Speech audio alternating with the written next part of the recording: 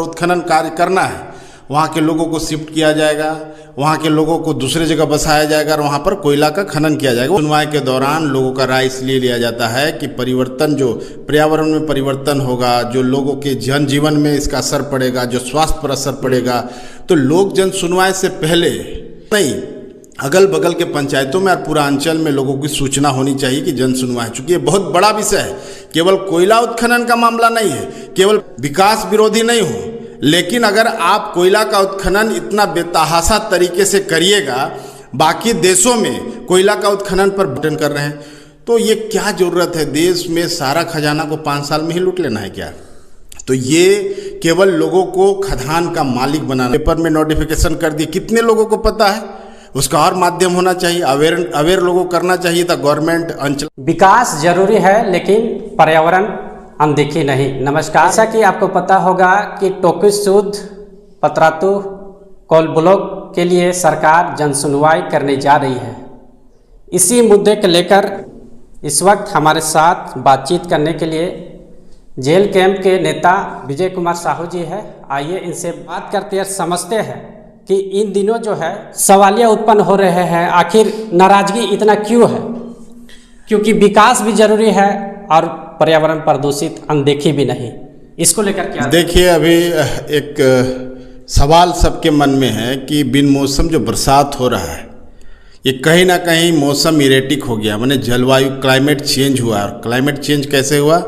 क्योंकि बेतहाशा इस देश में, इस राज्य में बेतहाशा माइनिंग किया जा रहा है, लेकिन माइनिंग के जो प्रावधान हैं, जो पैरामीटर्स है, उसको फॉलोअप नहीं किया जा रहा है। अभी आप देखिएगा बड़कागांव विधानसभा में, बड़कागांव केरेडारी से लेकर पतरातू तक जिस तरह से कोयला निकालने के लिए माइनिंग किया जा रहा है और नए नए कंपनियों को सरकार आवंटित कर रही है, तो जितना पैमाना होता है उसको पूरा करने का, उसको पूरा नहीं किया जा रहा है, जिसके कारण क्लाइमेट चेंज हो रहा है। इसके लिए स्पेशल मंत्रालय दिल्ली में है, माने पर्यावरण और जलवायु परिवर्तन मंत्रालय है।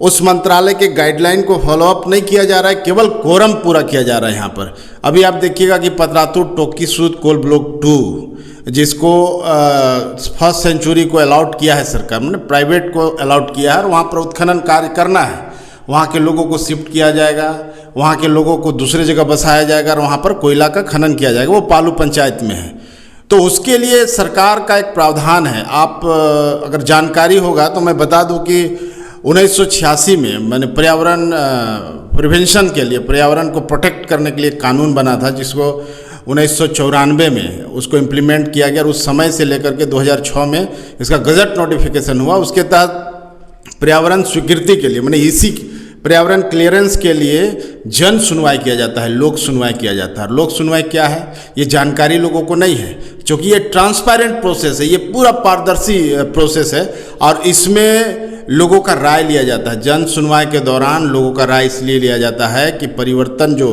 पर्यावरण में परिवर्तन होगा, जो लोगों के जनजीवन में इसका असर पड़ेगा, जो स्वास्थ्य पर असर पड़ेगा, तो लोक जन सुनवाई से पहले EIA रिपोर्ट, माने इसको गौर करिएगा कि EIA रिपोर्ट माने इन्वायरमेंट इम्पैक्ट असेसमेंट रिपोर्ट बनाया जाता है, और वो रिपोर्ट को सार्वजनिक किया जाता है ताकि लोग उसको पढ़े, स्टडी करें और उसके बारे में जानकारी लेकर के रिपोर्ट में क्या है, तो उसको लेकर के जन सुनवाई में अपनी राय, अपनी चिंताएं व्यक्त करें।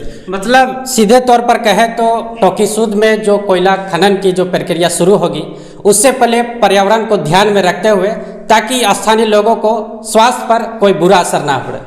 स्वास्थ्य, पर्यावरण और उनका जो सामाजिक संरचना है उस पर गलत असर ना पड़े, और वो चूँकि वहाँ रहते हैं, जो लोग जिस क्षेत्र में उत्खनन होना है, जहाँ पर इसी के लिए जन सुनवाई हो रही है, वो लोग जानते हैं कि यहाँ किस तरह से बैलेंसली, कहाँ हाथी का कॉरिडोर है, किधर फॉरेस्ट है, किधर नदी है, कैसे पर्यावरण को नुकसान से बचाया जा सकता है।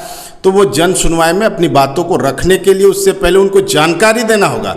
आपको मैं बता दूं कि NABET फर्म है इंडिया में, उसके तहत लोगों को सेलेक्ट किया जाता है जो कि EIA रिपोर्ट तैयार करते हैं, और वो EIA रिपोर्ट को सार्वजनिक किया जाता है। ये लोग ऑफिस में रख देते हैं, और लोगों को पूरा प्रॉपर, आप पालू पंचायत में जाके देखिएगा तो किसी को जानकारी ही नहीं कि 8 तारीख को जन सुनवाई है, जबकि केवल पालू पंचायत नहीं, अगल बगल के पंचायतों में और पूर्वांचल में लोगों की सूचना होनी चाहिए कि जन सुनवाई है। चूँकि ये बहुत बड़ा विषय है, केवल कोयला उत्खनन का मामला नहीं है, केवल पालू पंचायत का मामला नहीं, केवल झारखंड का नहीं, पूरा पर्यावरण माने पूरे ग्लोबल पर्यावरण का बात है कि उसके तहत जो दिक्कतें आएंगी उसको कैसे रिकंस्ट्रक्ट किया जाए, पर्यावरण जो डिस्टर्ब होगा उसके लिए जन सुनवाई की जाती है। लेकिन वर्तमान में 8/10/2025 को जो जन सुनवाई हो रहा है, मैं सरकार से आग्रह करूंगा कि मैं विकास विरोधी नहीं हूँ, लेकिन अगर आप कोयला का उत्खनन इतना बेतहाशा तरीके से करिएगा, बाकी देशों में कोयला का उत्खनन पर बैन लगा दिया गया है क्योंकि पर्यावरण पर उसका बुरा असर पड़ता है। हिंदुस्तान में कोयला आधारित उद्योगों को बढ़ावा इतना क्यों दिया जा रहा है, जबकि CCL, BCCL, ECCL और कोल इंडिया कोयला उत्खनन कर रही है, तो आप अडानी को, आप JSW को, आप फर्स्ट सेंचुरी को कोयला अलॉटमेंट कर रहे हैं, कोल ब्लॉक आवंटन कर रहे हैं। तो ये क्या ज़रूरत है, देश में सारा खजाना को 5 साल में ही लूट लेना है क्या? तो ये केवल लोगों को खदान का मालिक बनाना चाहती है।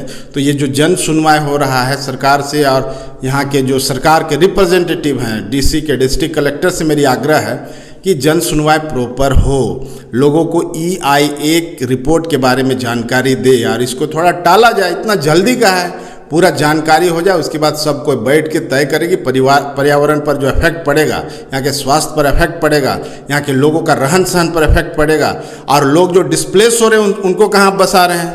लोगों का डिमांड है टोकी सूद वालों लोग को कि तेतरिया टोला में हम लोग को बसाया जाए। लेकिन आपको एक चीज़ और जानकारी दे दूँ कि पूरा पालू पंचायत से लेकर जयनगर से बलकुदरा तक CB एरिया है, माने कोल बेयरिंग एरिया है।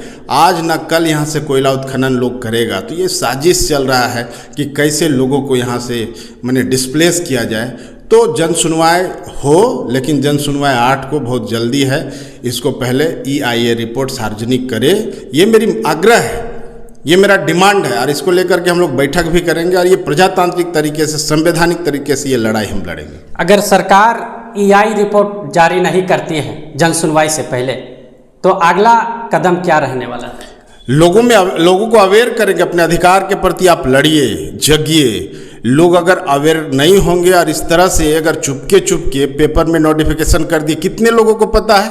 उसका और माध्यम होना चाहिए, अवेयर लोगों को करना चाहिए था। गवर्नमेंट, अंचलाधिकारी, यहाँ के कर्मचारी के माध्यम से घर घर जानकारी देनी चाहिए थी, गाड़ी घुमाना चाहिए था, EIA रिपोर्ट लोगों के समक्ष रखना चाहिए था, ताकि लोग उसमें अपना राय दे सके। लेकिन सरकार ऐसा कर नहीं रही है। क्यों नहीं कर रही है? क्योंकि वही कॉरपोरेट घराने जिनको आप कोयला आवंटन कर रहे हैं, तो EC क्लियरेंस एक बहुत बड़ा वैधानिक मामला है। अगर इसमें लोगों ने विरोध कर दिया तो इनका कोल ब्लॉक नहीं आएगा। इस डर से ये लोग चुपके करने का काम कर रहे हैं। चलिए, तमाम जानकारी के लिए बहुत बहुत शुक्रिया। इसी के साथ मैं गुड्डू अपने सहयोगी पीयूष के साथ झार न्यूज़ 77 की ओर से शुक्रिया।